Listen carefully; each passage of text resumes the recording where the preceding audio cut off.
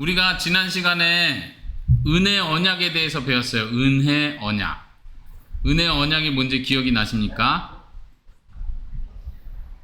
지난 시간에 배운 은혜 언약의 중요한 핵심을 한번 다시 살펴볼 텐데 32문답에 보면은 은혜 언약의 그 핵심 내용을 잘 표현해 주고 있어요. 32문답 한번 다시 보겠습니다. 32문답에 보면 하나님의 은혜가 두 번째 언약에 어떻게 나타났습니까? 첫 번째 언약은 뭐라고 했습니까? 행위 언약 혹은 생명의 언약, 아담과 하나님께서 맺은 약속을 첫 번째 행위 언약으로 했어요. 네, 지금 32문답이 두 번째 언약, 은혜 언약의 핵심을 보여주는데 두 번째 언약에서는 하나님의 은혜가 어떻게 나타났습니까? 할 때 두 번째 언약을 설명해 주는 건 하나님께서 죄인을 위해 중보자를 주셨다. 이게 두 번째 언약의 핵심인 거예요. 중보자는 예수님, 구원자 예수님을 가리키죠. 그래서 중보자를 통해서 생명과 구원을 받게 하시는 것. 이게 은혜 언약, 두 번째 언약의 핵심이다. 우리가 이 은혜 언약 때문에 구원받는 거예요. 다시 말하면 행위 언약만 있으면 아담도 실패했지만 우리도 만약 행위 언약대로 구원받아야 된다 그런다면 우리는 우리 행위로 구원받을 수 없다는 얘기예요. 아담처럼 똑같이 실패한다는 거죠. 그러나 하나님께서 두 번째 언약, 은혜 언약을 맺으셨는데 그 은혜 언약의 핵심은 중보자, 구원자 예수님을 보내주셔서 예수님을 통해서 생명과 구원을 받게 하시는 거. 이게 두 번째 언약의 핵심이에요. 그리고 지난주에도 강조했지만 이 중보자를 보내주실 뿐만 아니라 성령님을 보내주셔서 믿게 해주신다. 심지어 사실은 믿는 것조차도 우리 사람은 죄의 본성이 있어서 믿는 것도 스스로 믿을 수 없다고 했어요. 그런데 성령님을 보내주시겠다는 그 약속이 포함되어 있기 때문에 성령님을 통해서 우리는 믿을 수 있게 되는 거예요. 이게 은혜 언약이죠. 그래서 믿음도 은혜다. 우리는 이렇게 말하는 거죠. 그리고 그 믿음을 통해서 성령님이 주시는 일을 통해서 순종도 할 수 있게 해 주신다. 이것이 또 은혜 언약의 핵심이에요. 순종하는 것도 내 노력으로 내 힘으로 해낼 수 있다. 이게 아니라 처음부터 믿는 것부터 하나님 나라 가는 순간까지 순종하는 그 삶을 하나님께서 성령님을 보내셔서 우리로 하여금 하게 해주신다. 이것이 은혜 언약의 핵심이라고 했어요. 지난주에 살펴본 겁니다. 그래서 이제 오늘은 은혜 언약의 좀 자세한 부분을 살펴보는 겁니다. 은혜 언약의 핵심은, 중요한 부분은 그 중보자 예수 그리스도에 대한 이야기예요. 그래서 36문답 오늘부터 한 내용에서는 은혜 언약의 중보자에 대해서 오늘 배우도록 하겠습니다. 우리가 다 아는 내용이지만 오늘 내용은 잘 다시 한번 머릿속에, 마음속에 기억한다는 생각으로 배우시기 바랍니다. 자, 36문답. 은혜 언약의 중보자는 누구입니까? 같이 읽어보겠습니다. 시작. 은혜 언약의 유일한 중보자는 주 예수 그리스도이십니다. 그리스도는 하나님의 영원하신 아들이시며 성부 하나님과 본질이 동등하십니다. 그리스도는 때가 찼을 때 사람이 되셔서 그때부터 계속해서 영원토록 한 위에 구별된 두 본성을 가지신 하나님이시면서 사람이십니다. 자, 은혜 언약의 중보자는 예수 그리스도를 가리킵니다. 우리가 고백하는, 우리가 믿고 고백하는 예수님. 정식으로 제대로 표현하면 주님, 주, 예수, 그리스도 이렇게 표현해요. 이따가 그리스도가 무슨 뜻인지 더 배울 거지만 이렇게 주 예수 그리스도가 중보자이십니다. 먼저 이렇게 배웁니다. 그래서 이제 그리스도에 대해서 자세히 표현하는 거예요. 여러분들 이거 읽는 대로 이해가 되는지 다시 한번 확인해 보세요. 그리스도는 하나님의 영원하신 아들이십니다. 이해하십니까? 믿으십니까? 네, 하나님의 영원하신 아들입니다. 여기서 영원하신이란 표현이 중요한데 왜 중요하냐면 하나님이 아들이신 때가 있고 하나님의 아들이 아니었던 때가 있는가? 라고 했을 때 항상 영원 전부터 예수님은 하나님의 아들이셨다. 우리는 이렇게 표현한 거예요. 그래서 영원하신 하나님의 아들이다. 이렇게 표현하는 거예요.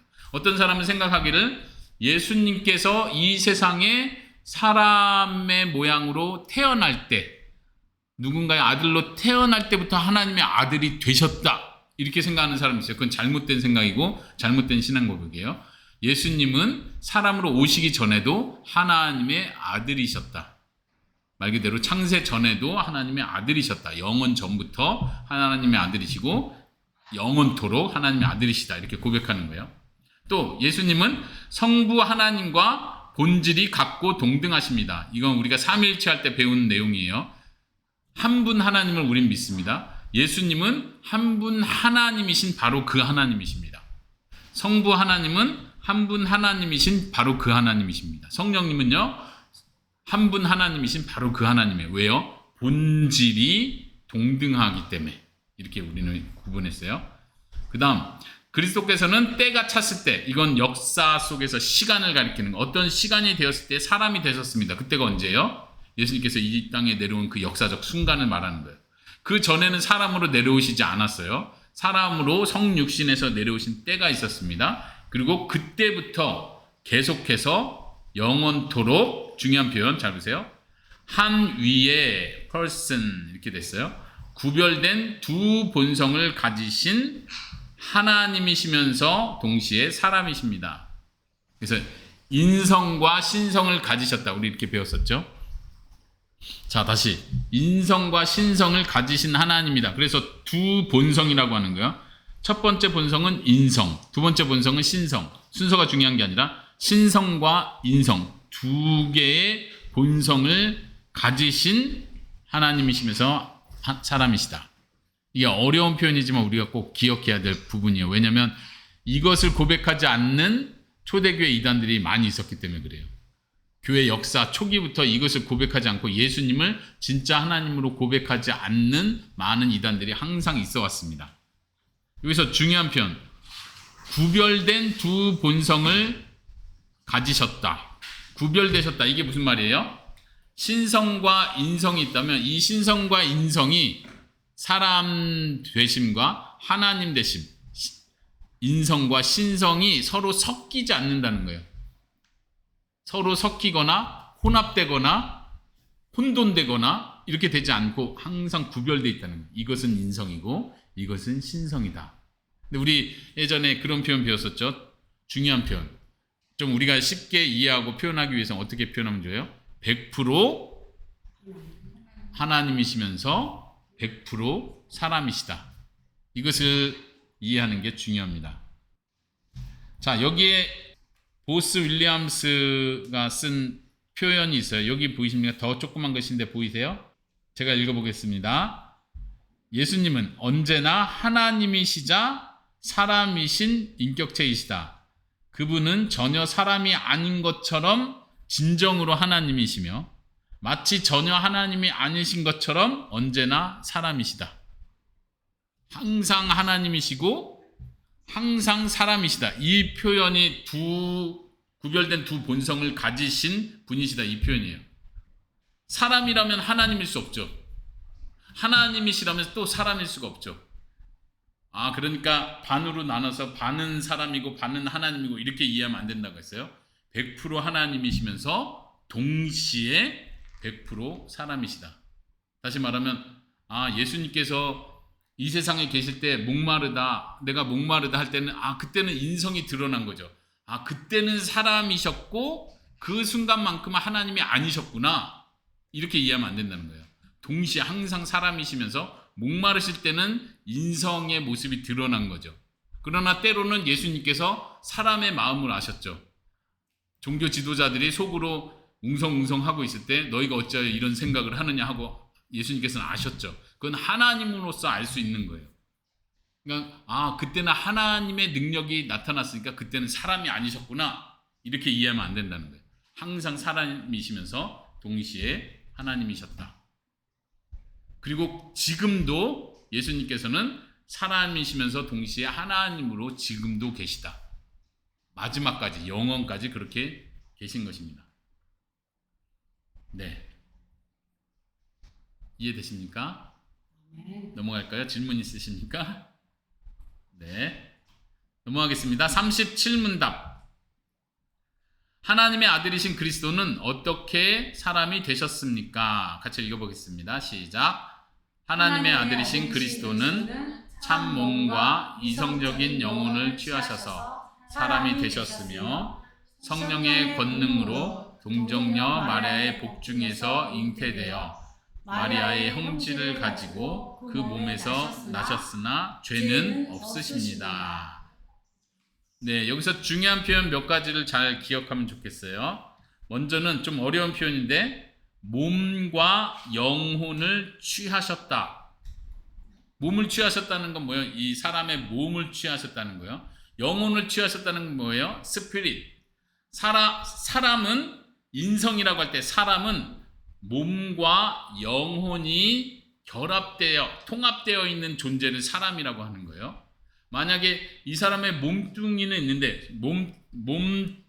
있는데 이 사람의 영혼이 없는 상태라고 생각해 보세요. 그러면 그건 사람이라고 할 수 있나요? 우린 그걸 사람이라고 하지 않습니다. 예. 사람은 몸과 영혼이 하나로 결합된 상태를 사람이라고 하는데 예수님께서 똑같이 이 몸과 영혼, 특히 영혼은 이성적인 영혼이라고 표현했어요. 생각할 수 있고 의식이 있는 영혼을 말하는 거예요. 그 영혼을 취하셔서 사람이 되셨다, 이 표현이에요. 먼저 그 뒷부분을 하고 다시 돌아와서 좀 더 설명하도록 할게요. 두 번째는 성령의 권능으로 동정녀 마리아의 복중에서 잉태되셨다. 여기서 중요한 표현은 성령님의 힘으로 잉태됐다는 거예요. 누구한테? 우리가 잘 아는 마리아. 어떤 마리아? 동정녀 마리아. 동정녀라는 표현이 뭐예요? 남자를 가까이 하지 않은 수처녀를 표현하는 거예요. 그러니까 남자와의 성적인 관계를 통해서 예수님이 잉태됐다 이렇게 표현하지 않는 게 중요해요. 왜요? 남자의 혈통을 받지 않았어요. 성령의 능력으로 여자의 뱃속에 잉태돼서 출생하셨다는 거예요. 이게 왜 중요하다고 했죠? 기억나는 사람. 이게 왜 중요합니까? 그냥 요셉과 마리아가 성관계를 했더니 예수님이 잉태되었습니다. 근데 예수님이 딱 태어나고 보니까 죄가 없으신 아주 놀라운 하나님이셨습니다. 이렇게 말하면 뭐가 문제가 되죠?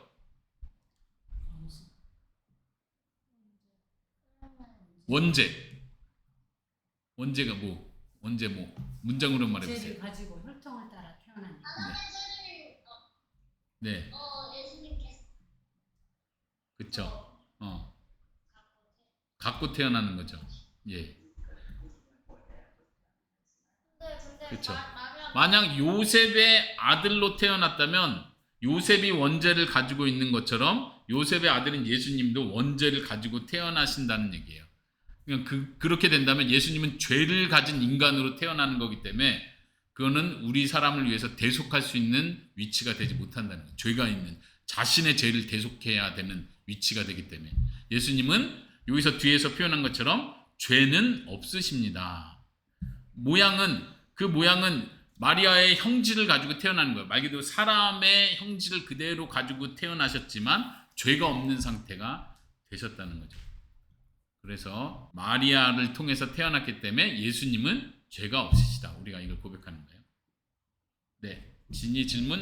네, 마리아도 원죄가 있긴 근데 마리아도 원죄가 있긴 하잖아요. 마리아는 원죄가 있죠. 근데 여자의 피는 그거. 네. 진이가 어려운 질문을 했습니다. 마리아는 원죄가 있어요. 그럼 마리아한테 태어났으니까 예수님도 원죄를 똑같이 가지고 태어나는 거 아니냐? 이 질문이죠? 자, 누가 대답해 볼까요? 네, 마리아는 원죄가 있는 건 사실이죠. 이제 천주교 카톨릭에서는 마리아는 죄가 없다 이런 교리를 만들어냈어요. 그래서 거룩한 성모 마리아 이렇게 표현하는데 그건 잘못된 신앙이고 잘못된 신앙 고백이고 마리아도 당연히 원죄가 있고 죄인입니다. 그리고 예수 그리스도를 믿음으로 구원받을 수 있는 한 명의 사람에 불과한 거죠. 근데 왜 진이가 질문한 거 아주 좋은 질문인데 그럼 요셉은 원죄가 있어서 요셉을 통해서 태어나지 않고 마리아는 원죄가 있는데 마리아 뱃속에서 태어나면 그대로 원죄가 유전되는 거 아니냐. 그런데 지금 중요한 건 뭐예요? 아담과 하나님께서 맺은 언약은 아담의 대표성이에요. 그러니까 아담의 자손으로 태어나는 사람들이 죄가 있는 거죠. 성경에서 잘 보면 마태복음 1장 같은 데 보면 어떻게 나오죠? 아브라함과 다윗의 자손 예수 그리스도의 족보다 이렇게 하면서 쭉 남자들의 족보를 얘기하죠. 그래서 계속 예를 들면 다윗이 솔로몬을 낳고 솔로몬은 누굴 낳고 계속 이렇게 아빠가 아빠를 낳는다고 표현을 해요. 아브라함이 이삭을 낳고 이삭이 야곱을 낳고 우리는 아무 생각 없이 그렇게 낳는데 남자가 어떻게 남자를 낳지? 그쵸? 그 표현이 그래서 중요한 거예요. 그러니까 원죄가 전가된다는 표현을 남자, 인류의 대표, 가정의 대표, 남자를 통해서 계속 전달된다고 성경은 우리에게 가르쳐주고 있어요. 그런 의미에서 요셉이 예수님을 낳았다 이렇게 해버리면 말 그대로 원죄를 가지고 태어났다는 것을 표현하는 거예요. 근데 요셉에서 딱 끊기고 예수님은 마리아로부터 태어났다 이렇게 표현하는 거죠. 이해됩니까? 네. 자, 그러면은 아까 요 앞부분 조금 더 이야기하도록 하겠는데 이 부분이 좀 어려운데요. 왜냐면은 이것도 옛날 이단들 중에 보면요. 이런 이단들이 있었어요. 예수님이 몸을 가지신 것이 아니라 환영의 상태로 이 땅에 오셨다 믿는 이단들이 있었어요. 예수님이 승천하시고 나서 제자들이 예수님을 막 전도하고 나니까 사람들이 생각하기를 그래 그 훌륭한 예수님 구원자 예수님이 오셨는데 사람의 몸을 입고 오신 건 아니다. 왜 그렇게 생각했냐면 몸을 입고 왔다는 건 이 더러운 육체를 입고 왔다는 뜻이다. 어떻게 거룩하신 하나님이 더러운 육체를 입고 오실 수 있느냐. 그래서 사람들은 예수님이 실제로 몸을 입고 온 게 아니라 환영으로 사람들이 예수님을 봤을 뿐이다. 그럼 부활도 똑같이 생각하는 거죠. 예수님 부활하신 것도 제자들이 환영으로 그냥 본 것이다. 그래서 우리가 신앙 고백할 때도 사도신경에서 신앙 고백할 때도 몸의 부활을 믿습니다. 이런 고백을 꼭 하죠. 몸의 부활을 믿는 거예요. 우리도 죽으면 우리의 육체는 썩어질지라도 다시 부활할 때는 우리의 몸이 부활할 것을 믿습니다. 왜요? 예수님께서도 몸으로 이 땅에 오셨고 몸으로 부활하셨기 때문에 그렇습니다. 이제 영지주의, 소위 그 당시 예수님 당시와 1세기 당시에는 영지주의, 이원론적인 생각이 강해서 그게 이제 그리스 철학이죠. 그리스 철학의 영향으로 이원론적인 생각이 강해서 육은 악한 것, 몸은 나쁜 것, 영혼은 깨끗하고 좋은 것 이렇게 상반되게 생각을 하다 보니까 거룩하신 하나님이 이 악한 몸을 입고 오실 수 없다. 그렇다면 하나님이 거룩하신 분이 아니다. 이렇게 생각을 했기 때문에 몸으로 오시지 않았다. 이렇게 표현한 거예요. 이해됩니까? 네. 또 다른 이단들은 어떻게 생각하냐면 우리가 예수님이 이 땅에 성육신 하셨다 할 때 잘 생각해야 되는 게 뭐냐면 이렇게 생각하는 거예요. 최용진이라는 사람이 있는데 최용진이라는 사람은 몸과 영혼이 합체됐죠. 그리고 최용진이라는 인격이 있죠. 근데 예수님께서 만약 예수님이 하늘에 신성을 가지고 계신 존재로 계시다가 성육신 하는데 최용진이라는 사람의 몸을 빌려서 어디 뭐 애니메이션이나 SF나 이런 데 나올 법한 이야기로 나라는 최용진이라는 존재가 있는데 최용진이라는 인격을 쏙 빼고 예수님의 신성, 예수님의 신격이 여기로 쏙 들어와서요. 그쵸. 뭐 빙의든 뭐든 그런 생각을 하는 사람들이 있다는 거예요. 그게 아니라는 걸 말하는 거예요. 참 몸과 이성적인 영혼을 취하셨다. 그러니까 또 다른 인격체를 밀어내고 예수님이 들어오신 게 아니라 예수님의 그 신격이 참 몸과 영혼, 인성을 취하셨다. 우리는 이렇게 표현해야 돼요. 이게 좀 어려운 표현이지만 이 표현을 꼭 기억할 필요가 있습니다. 자, 그 다음 넘어가도록 하겠습니다. 이제 중요한 질문인데 이어지는 질문은 38문답 그리고 39, 40문답은 이어지는 문답이에요. 38문답에서는 중보자는 왜 하나님이셔야 합니까? 중보자는 왜 하나님이 구원자가 될 수 있습니까? 이 질문이에요. 그 다음 질문은 중보자는 왜 사람이어야만 합니까? 우리가 예수님은 참 하나님, 참 사람 이렇게 고백했는데 왜 하나님이어야 되고 왜 꼭 사람이어야 합니까? 이걸 묻는 거예요. 여기에 대해서 생각해 보고요. 먼저 중보자 예수 그리스도는 하나님이시면서 동시에 사람이라고 했습니다. 그러면 왜 하나님이셔야만 합니까? 이거에 대해서 답을 읽어보겠습니다. 중보자가 하나님이셔야 했던 이유는 하나님의 무한하신 진노와 사망 권세 아래로 빠지지 않도록 자신의 인성을 지키고 유지하기 위해 자신의 고난과 순종과 간구가 같이 있고 효과 있게 하시기 위해 하나님의 공의를 만족시키기 위해 하나님의 은혜를 얻으시기 위해 자기 백성을 값주고 사시기 위해 자기 백성에게 자신의 성령을 주시기 위해 자기 백성의 모든 적을 정복하시기 위해 자기 백성을 영원히 구원하시기 위해서입니다. 중보자가 하나님이셔야 했던 이유는 이것입니다. 이렇게 표현했어요. 몇 가지로 있는데 하나씩 살펴볼게요. 왜 하나님이셔야 됐습니까? 왜냐하면 여기 밑줄 친 부분, 자신의 인성을 지키고 유지하기 위해서 하나님이셔야 했습니다. 이게 무슨 말이에요? 하나님이 아니라면 인간만으로만 오셨다면, 만약 예수님이 인간만, 완벽한 소위 말하는 죄가 없는 인간으로만 오셨다면 이 인성을 유지하고 지키는 걸 보장할 수가 없는 거예요. 이건 무슨 말이냐면 아담과 똑같은 상태, 아담이 타락하기 전 상태로 예수님이 오셨다는 걸 생각하는 거예요.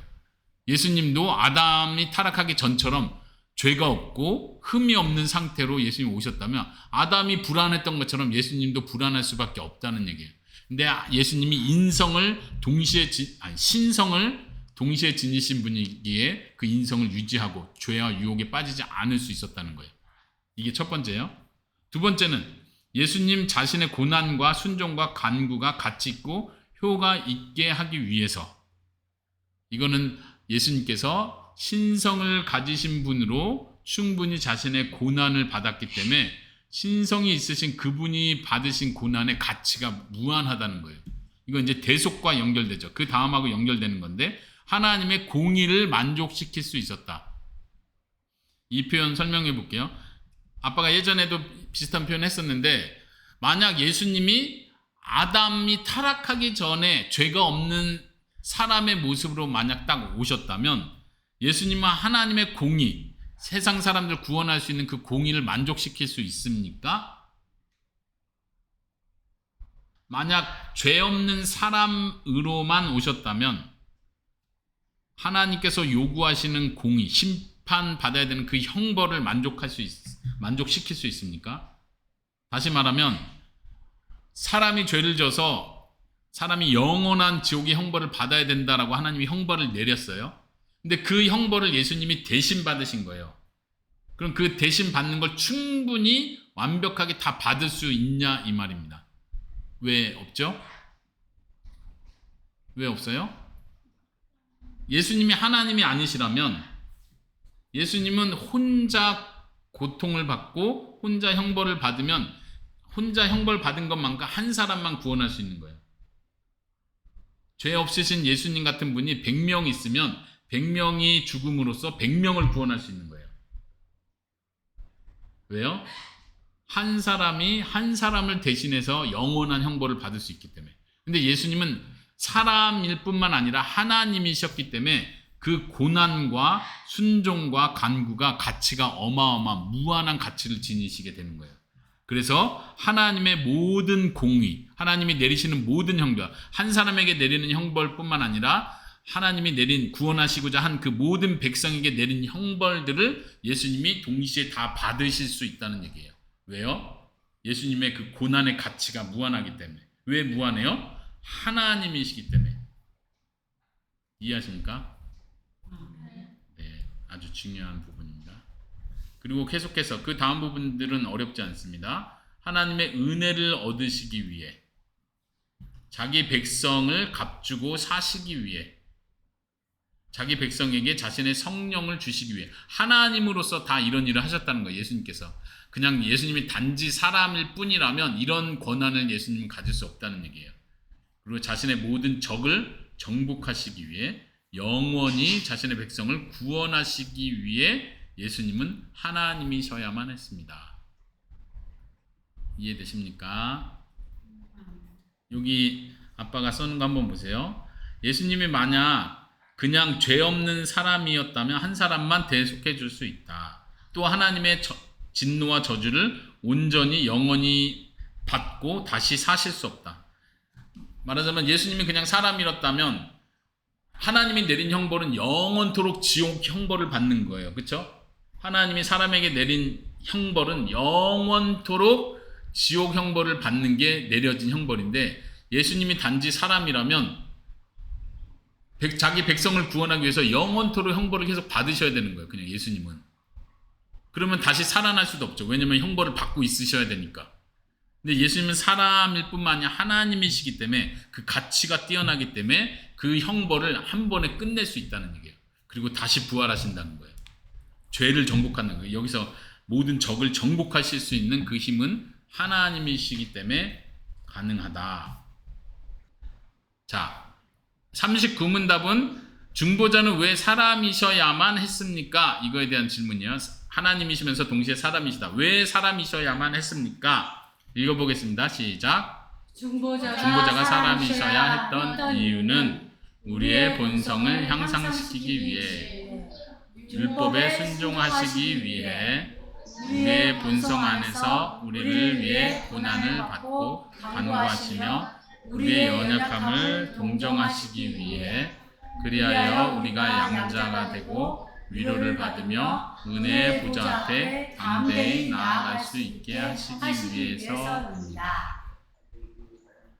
예수님이 그냥 하나님으로서 내려오셔서 이 땅에 하나님으로서 위엄 있는 신성을 가지신 분으로 내려오셔서 우리를 대신해서 죽으시고 우리를 구원하셨다, 이렇게 하면 될 것 같은데 왜 꼭 예수님이 사람이셔야 합니까? 이 질문이죠.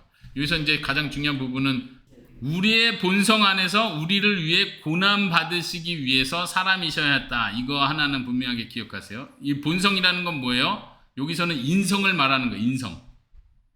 사람이니까 사람의 본질, 사람의 본질이라고 말해야 되죠. 우리의 인성 안에서 우리를 위해 고난 받았다. 이게 무슨 말이냐? 한 사람이 죄를 지면 그 사람의 생명으로 그 사람을 대속할 수 있는 거예요. 그런데 한 사람이 죄를 졌는데 만약에 한 양이 대신해서 죽는다면 이 사람의 죄를 온전히 다 대속해 줄 수는 없어요. 성경에서는 그 죄 하나만 대속할 수 있을 뿐이죠. 근데 이 사람이 지은 모든 죄를 한 번에 대속하기 위해선 이 사람의 생명 자체가 죽어야 되는 거예요. 그러니까 인간의 죄는 인간의 생명으로 대속할 수 있다. 이 원리를 기억하시면 돼요. 구약에서 양을 잡았던 건 이 사람의 모든 죄를 대속해주는 개념은 아니에요. 단지 그 하나의 죄를 대속해주는 상징으로서 하나님께서 명령하신 거죠. 그렇지만 예수님께서 우리를 위해 죽으셨는데 우리의 모든 죄가 용서받고 형벌이 제해질 수 있었던 이유는 사람으로서 사람의 죄를 대신하셨기 때문에 가능한 겁니다. 이해하시겠습니까? 그래서 예수님께서 우리를 위해서 인간으로서 고난을 받으셨다. 이 부분이 중요해요. 그래서 예수님은 구원자는 반드시 사람이셔야 합니다. 또 그 다음 부분에 보면 연약함을 동정하시기 위해, 예수님께서 친히 사람이셨기 때문에 우리 사람의 연약함을 충분히 아신다. 체험하신 분이시다. 이런 의미에서 아주 중요한 의미가 있죠. 그래서 우리를 은혜의 보좌 앞에 나아가게 해주신다. 히브리서에 있는 표현입니다. 그 앞부분도 표현했는데 율법에 순종하시기 위해, 이 부분도 마찬가지예요. 사람이 율법에 순종해야 되는데 그 행위 언약에 따라 사람이 율법에 순종해야 되는 걸 사람이 실패했어요. 하지 못했어요. 근데 예수님께서는 사람으로서 언약의 대표자로서 율법에 온전히 순종하셨다. 이것도 아주 중요한 부분이죠. 네, 넘어가겠습니다. 40문답이에요. 자, 다시 이제 아까 처음에 물어봤던 그 질문이에요. 어려운 질문이죠. 중보자는 왜 한 위 안에 하나님이시면서 사람이셔야 했습니까? 아까 질문했던 것처럼 하나님께서 사람 한 명, 구원자인 사람 한 명, 구원자인 신 한 분을 보내주셔서 이 두 가지 역할을 하게 하실 수 없으셨냐? 이거를 물어보는 거예요. 우리가 잘 논리적으로 따라왔다면 잘 이해할 수 있는데, 자, 한번 읽어보겠습니다. 대답을 시작.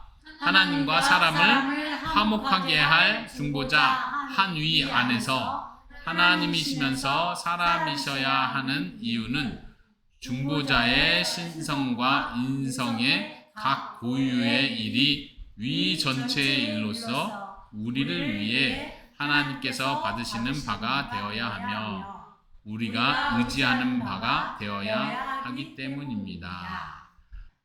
위라는 표현, 이게 계속 헷갈리고 어려워서 그런데 우리가 삼위일체 할 때 그 위예요. 성부, 성자, 성령 할 때 삼위라고 표현하죠. 그러니까 사람으로 표현하면 세 인격체 이렇게 표현할 수 있는데, 근데 하나님께서는 사람 인자, 인격이 아니고, 그래서 우리가 새로운 단어를 사용하는 거예요. 하나님을 표현할 수 없기 때문에. 그래서 인격이라고 표현하지 않고 위격이라는 표현을 쓰는 거예요. 위격. 근데 이제 영어로는 person이라고 돼 있죠. 위격. 그래서 성부의 위격이 있고 성자의 위격이 있고 성령의 위격이 있어요. 근데 예수님은 성자의 위격 안에 아까 말한 두 본성을 가지고 있습니다. 예수님께서는 성자의 위격 안에 신성과 인성을 가지고 있다고 했죠. 그래서 이 각각 고유, 신성으로서 인성을 가지신 분으로서 한 위 안에서 그 일을 하셔야 된다. 이것이 핵심이에요. 여기 중보자의 신성과 인성의 각 고유의 일이, 아까 위에서 배운 것이 바로 그 각 고유의 일이죠. 이것이 위 전체의 일로서, 한 분으로서 하나님께서 받으실 만한 것이 되어야 한다, 이 말이죠. 그러니까 신성으로서 하는 역할 따로 누군가 하고 인성으로서 하는 역할 따로 누군가 해가지고 그 두 사람의 일을 합쳐가지고 될 수 있는 그런 문제는 아니라는 거죠. 좀 어렵습니다. 자, 넘어가도록 하겠습니다. 자, 41문답. 우리의 중보자를 왜 예수라고 부릅니까? 자, 우리 같이 읽어보겠습니다. 시작. 우리의 중보자를 예수라고 부르는 것은 그가 자기 백성을 그들의 죄에서 구원할 자이시기 때문입니다. 예수라는 이름의 뜻 자체를 성경에서 이미 말해주고 있었죠. 마태복음 1장 21절에 보면 이런 표현이 있어요. 아들을 낳으리니 이름을 예수라 하라. 이는 그가 자기 백성을 그들의 죄에서 구원할 자이기 때문이다. 예수라고 이름을 지어라. 왜냐하면 이 이름의 뜻 자체, 예수라는 말 자체가 하나님께서 구원하신다 이런 뜻이에요. 여호와께서 구원하신다. 그러니까 왜냐하면 이 아이가 장차 커서 그 자기 백성을 구원할 자이기 때문에 예수라고 불러라 이렇게 이름을 지어줬다는 거예요. 자, 그럼 42번 마지막이에요. 오늘 질문.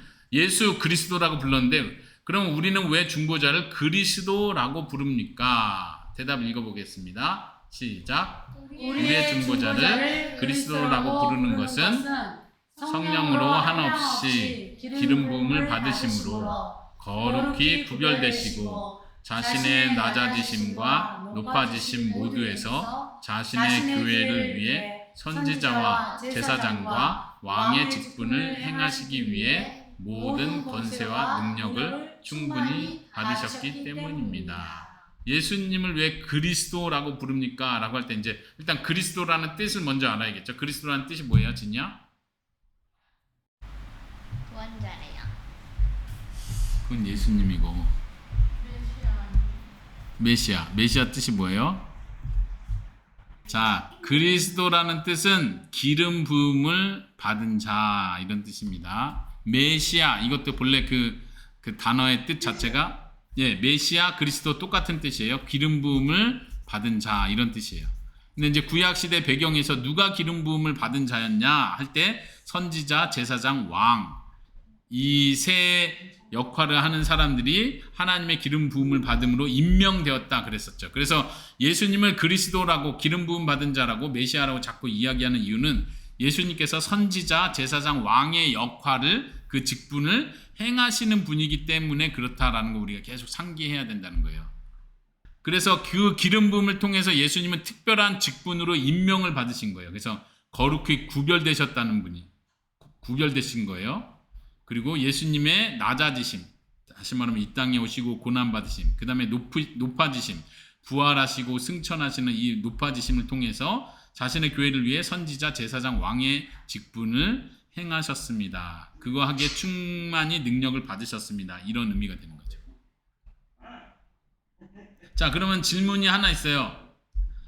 예수님께서 이 세상에 계실 때 실제로 기름 부음을 받았던 적이 있나요? 옛날 구약시대 왕이나 선지자처럼 실제로 기름 부음 받았던 적이 있나요? 예수님께서? 마태, 마가, 누가, 요한복음에 나오나요? 여기 한번 성경 구절을 볼까요? 성령이 비둘기같이 임하셨대요. 네, 요한복음 3장에 보면 하나님이 보내신 이는 하나님의 말씀을 하시나니 이는 하나님이 성령을 한량없이 부어주시며, 여기 나왔죠. 성령을 한량없이 기름 부으셨다, 이렇게 표현하는 거예요. 성령을 부으신 것을 기름 부으셨다고 표현하는 거예요. 그럼 실제로 기름 부었던 적은 없는 거죠. 반대로 생각해야 돼요. 옛날 왕은 실제로 기름을 부었어요. 그런데 옛날 왕에게 기름 부었던 건 뭘 상징하냐면 성령을 부어주는 걸 상징했던 거예요. 선지자도 제사장도 마찬가지예요. 그런데 예수님은 실제로 그 성령님으로 기름 부음을 받았다는 얘기예요. 예수님이 원본인 거죠. 구약시대는 상징이었어요. 구약시대는 계속 예표하던 거였는데 예수님은 실제로 성령으로서 충만하신 분, 성령으로 기름 부음을 받으신 분, 우리는 이렇게 표현한 거예요. 예수님께서 세례 받으실 때 어떤 일이 일어났었죠? 세례 받으실 때 성령이 비둘기같이 임했다. 비둘기가 임한 게 아니고 성령님이 임하셨어요. 자, 오늘은 여기 중보자에 대한 이야기를 쭉 나눠봤습니다. 오늘 중보자 예수님에 대한 이야기를 배운 거예요. 우리가 오랫동안 신앙생활 오래 할수록 예수님에 대해서 우리가 많이 듣고 배우고 하는데, 사실 오늘 배운 내용은 어려울 수도 있는데 아주 예수님을 믿는 사람에게는 아주 기초적이고 중요한 아주 베이직이 되는 내용이에요. 예수님은 구원자이십니다. 중보자이십니다. 그 중보자는 어떤 분이십니까? 오늘 배운 내용들. 예수는 그리스도시요 살아계신 하나님의 아들입니다. 네, 두 가지를 배운 거죠. 그리스도라는 것을 배웠어요. 그리고 하나님의 아들이시라는 것도 배웠어요. 그런데 중요한 거, 하나님과 동등하신 분이라는 거예요. 어떤 사람은 하나님의 아들이니까 하나님보다 낮은 분, 이렇게 이해를 하는데 그게 아니라는 거예요. 하나님과 동등하신 분. 또 오늘 배운 것 중에 중요한 표현, 구별된 두 본성, 신성과 인성을 가지신 분, 이거를 기억하면 좋겠습니다. 그래서 다음 시간에는 선지자에 대해서, 예수님께서 선지자의 역할을 어떻게 하셨습니까? 그리고 제사장의 직분을 어떻게 하셨습니까? 왕으로서 어떤 일을 하셨습니까? 이런 부분을 다음 시간엔 배우도록 하겠습니다. 네, 오늘 여기까지 하고 마치도록 하겠습니다. 수고하셨습니다.